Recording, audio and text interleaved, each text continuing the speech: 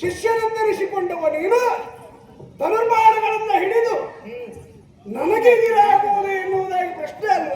ಹೌದು, ಎದುರಾಗಲೇಬೇಕು. ಯಾಕೆ? ಮತ್ತೆ ನಾನು ಹಿಂದೆ ಗಾಯನವನ್ನು ನಾಟ್ಯವನ್ನು ಅಭ್ಯಾಸ ಮಾಡಿಕೊಟ್ಟಿದ್ದೇನೆ. ಹೇಳಿಕೊಟ್ಟವ ನಾನೇ ದೇವಲೋಕದ. ನಿನ್ನ ಉಪಕಾರಕ್ಕೆ ಬೀಳುತ್ತದೆ ಎನ್ನುವ ಕಾರಣಕ್ಕಾಗಿ ಅಭ್ಯಾಸ ಮಾಡಿಕೊಟ್ಟಿದ್ದು. ನಿನಗದು ಪ್ರಯೋಜನಕ್ಕೆ ಬರ್ತದೆ ಮುಂದೆ. ಹೌದಪ್ಪ. ಹಾಗಂತ ಪೂರ್ವದಲ್ಲಿ ಸ್ವರ್ಗಕ್ಕೆ ನಾನು ಅಭಿಯೋಗ ನಡೆಸಿದ ಆ ಸಂದರ್ಭ ಹೇಗಿತ್ತು? ಸ್ವರ್ಗ ಎನ್ನುವುದು ನಿವಾತ ಕವಚರ ವಾಸದಲ್ಲಿತ್ತು. ದೇವತೆಗಳಿಗೆಲ್ಲ ಕಷ್ಟ ಪಡ್ತಾ ಇದ್ರು. ಲಕ್ಷ ಲಕ್ಷ ಸಂಖ್ಯೆಯಲ್ಲಿ ನಿವಾತ ಕವಚ. ಅವರ ಕವಚ ಕೀಳದೆ ಅವರಿಗೆ ಸಾವಿಲ್ಲ. ಅದೆಲ್ಲ ಕಿತ್ತದ್ದು ನೀನೇ ಅಲ್ವಾ? ನೋಡಿ, ನೀನು ಕೇವಲ ಗಾಯನ ನಾಟ್ಯ ಅಭ್ಯಾಸ ಮಾಡಿಕೊಟ್ಟೆ, ನೀವು ನಮ್ಮ ಶಿಷ್ಯ. ಹಾಗಂತ ನಿಮ್ಮದ್ದನ್ನು ಕಳೆದುಕೊಂಡಾಗ ಮರಳಿ ಕೊಡಿಸಿದ್ದು ಯಾರು ಕೇಳಿದ್ರೆ ಅಲ್ಲಿ ಪಾರ್ಥನ ಹೆಸರು ಬರ್ತದೆ. ನಾವು ಒಪ್ಪಿಕೊಳ್ತೇವೆ, ನಮಗೆ ಉಪಕಾರ ಮಾಡಿದವ ನೀನು ಎನ್ನುವುದು ನಮಗೆ ಗೊತ್ತುಂಟು. ಹಾಗಾಗಿ ನಿಮಗೆ ಉಪಕಾರ ಮಾಡುವುದಕ್ಕೆ ನಾನು ಬಂದದ್ದು. ಎಂತದ್ದು ಉಪಕಾರ?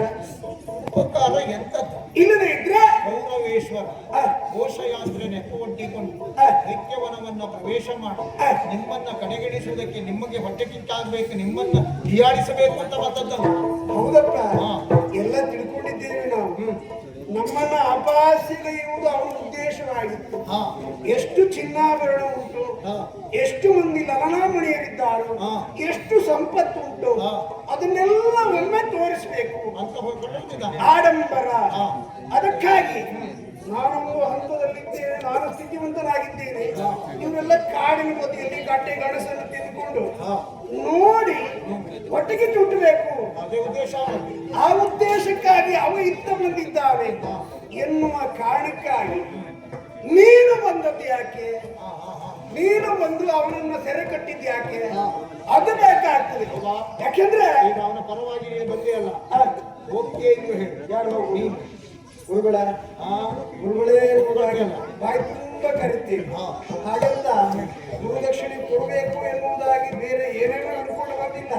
ನನಗೆ ನಿರೀಕ್ಷೆ ಇಲ್ಲವಾಗಿತ್ತು. ಇವತ್ತು ನಮ್ಮ ಗುರುಗಳು ಚಿತ್ರಸೇನಾಗಿಯರು ಇಂಥ ದ್ವೈತವನದಲ್ಲಿ ಸಿಗ್ತಾರೆ ನನಗೆ ಎನ್ನುವುದಾಗಿ ಬಂದದ್ದು ಬಹಳ ಒಳ್ಳೆಯದಾಯಿತು.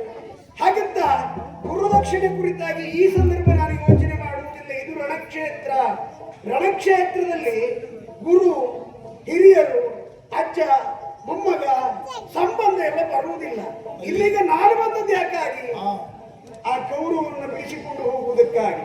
26 ಮಂದಿ ಸಂಬಂಧಕ್ಕೆ ಬೆಲೆ ಇಲ್ಲ.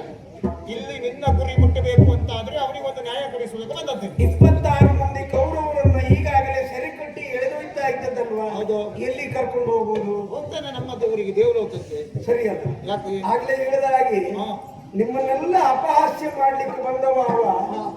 ಅದು ಆಗಬಾರದು ಎನ್ನುವ ಕಾರಣಕ್ಕಾಗಿ ಅವನನ್ನ ಸೆರೆ ಹಿಡಿದು ಒಯ್ತಾ ಇದ್ದೇನೆ ನಾನು. ತಪ್ಪಾಗ್ತಿದೆ. ಯಾಕೆಂದ್ರೆ ಮಾನುಷ ಪ್ರವೃತ್ತಿಯಲ್ಲಿ ದೇವತೆಗಳು ನೇರವಾಗಿ ಭಾಗವಹಿಸುವುದಿರ್ತದಾ? ಇದು ಪ್ರಶ್ನೆ. ಮಾನುಷ ಪ್ರವೃತ್ತಿ ಅಂದ್ರೆ ಮನುಷ್ಯನ ಧರ್ಮ ಎನ್ನುವುದು ಉಂಟು. ಆ ಧರ್ಮದಲ್ಲಿ ದೇವಾನುದೇವತೆಗಳು ನೇರವಾಗಿ ಬಂದು ಭಾಗವಹಿಸಿ ಪರ ವಿರೋಧ ಹಾಗೆಲ್ಲ ಭಾಗವಹಿಸುವಿಕೆ ಇರ್ತದೆ ಎನ್ನುವುದಾಗಿ. ದೇವಲೋಕಕ್ಕೂ ಭೂಲೋಕಕ್ಕೂ ಅವಿನಾಭಾವ ಸಂಬಂಧ. ಭೂಲೋಕದಲ್ಲಿದ್ದಂತ ಇದ್ದವರೆಲ್ಲವರು ಬ್ರಾಹ್ಮಣರು, ಋಷಿಮುನಿಗಳು, ಇವರೆಲ್ಲ ಏನ್ ಮಾಡ್ತಾರೆ? ಯಜನ, ಯಾಜನ, ಅಧ್ಯಯನ, ಅಧ್ಯಾಪನ, ದಾನ, ಧರ್ಮ, ಯಜ್ಞ ನೈವೇದ್ಯವನ್ನ ಮಾಡಿ ಹವಿಸನ್ನ ದೇವತೆಗಳಿಗೆ ಅರ್ಪಿಸುತ್ತಾರೆ. ಹವಿಸುಂಡಂತ ದೇವತೆಗಳು ತೃಪ್ತಿಗೊಳ್ತೇವೆ ನಾವು. ನಮ್ಮ ಹೊಟ್ಟೆಗೆ ಕೊಡುವವರು ಯಾರು? ಭೂಲೋಕದಲ್ಲಿದ್ದ ಬ್ರಾಹ್ಮಣ. ಅವರಿಗೆ ಕಷ್ಟ ಬಂದಾಗ, ಅರಸು ಮಕ್ಕಳಿಗೆ ಕಷ್ಟ ಬಂದಾಗ, ಧರ್ಮಾತ್ಮರಿಗೆ ಕಷ್ಟ ಬಂದಾಗ ಬಂದು ಕೇಳಬೇಕಾದದ್ದು ನಮ್ಮ ಕರ್ತವ್ಯ. ಆ ನೆಲೆಯಲ್ಲಿ ಬಂದಿದ್ದೇವೆ.